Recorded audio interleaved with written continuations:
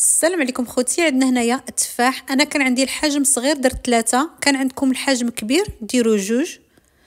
انا ما غاديش نحيد له القشره. وبالنسبه للطياب انا غادي نطيبو شويه. بالنسبه للطريقه اما تقدروا تفوروه او ديروا غير شويه الماء هكا في الكاسرونه او هذا وطيبوه، او غديروا بحالي دخلتو للميكروويف يعني حتى طاب. وكي لاحظتوا كما قلت اخوتي خليتوه بالقشره ديالها وتقدروا تحيدوها الا ما كتبغيوهاش.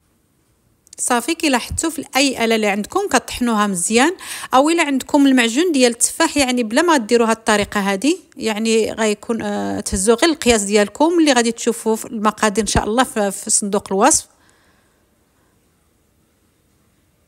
صافي خليته غير شويه هكا يبرد. عندنا هنايا الزبده وتقدروا تعوضوها بهذه زبده ديال جوز الهند. انا عندي 30 غرام. في هاد الباكيات هادو اللي كتلاحظوا كل قطعه فيها 10 غرام، او ديروا 3 المعالق صغار ديال الزبده وتذوبوها.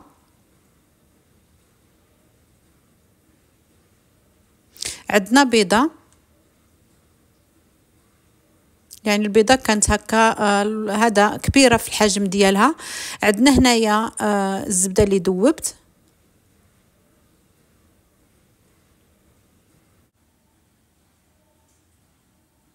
قريصه ديال الملحه. بالنسبه للحلاوه تقدروا ديروها او ما ديروهاش. انا عندي هذه اللي كنستعمل وهي منسمه بالفانيليا، وتقدروا ديروا القرفه او ديروا اي نوعيه ديال السكر، وتقدروا تعوضوا هذا السكر دايت تقدروا تعوضوه بالعسل الا بغيتوا. انا كما قلت لكم عندي منسم بفانيليا. صافي وخلطت مزيان، يعني كتخلطوا مزيان حتى هذا يتسجم لكم. وضفت هنايا دقيق الروز، هذا الروز الابيض. وضفت هنايا معلقه صغيره ديال الخميره ديال الحلويات، راني ديجا كنوريها لكم بلا كلوتين. صافي وكنخلطوا مزيان. العجين ديالنا كيكون هكا خفيف بحال الصابلي، غير هو شويه خفيف على الصابلي. هانتوما كي كتلاحظوا يعني راه باقي شاد راسو ولكن خفيف. صافي دابا ديروه كي بغيتو. يعني بغيت نقول لكم تفندوا باش ما بغيتو درت هنايا شويه باللوز، وتقدروا ديروهم دابا قطعات صغيورين كبار الشكل اللي بغيتو. كندهنوا شويه يدينا هكا اللي كما قلت لكم حيت العجين هكا خفيف بزاف. صافي وكنفندوا هكا بشويه ديال القرقاع او ديروا اي حاجه بغيتو.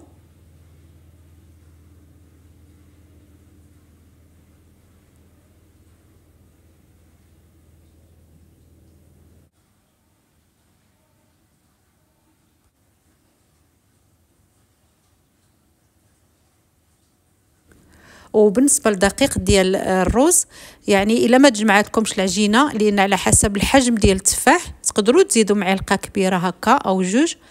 غير هي كما قلت لكم العجين ما تكونش ثقيله، يعني تكون خفيفه بزاف. وكندخلوا هكا لدرجه 180 كتشد هكا ما بين 15 20 دقيقه. انا هاد الكميه هادي خرجوا لي 10. وضفتهم هكا في شبيكه هكا خليتهم حتى بردوا، وديروهم ديك الساعه في طبق تقديم.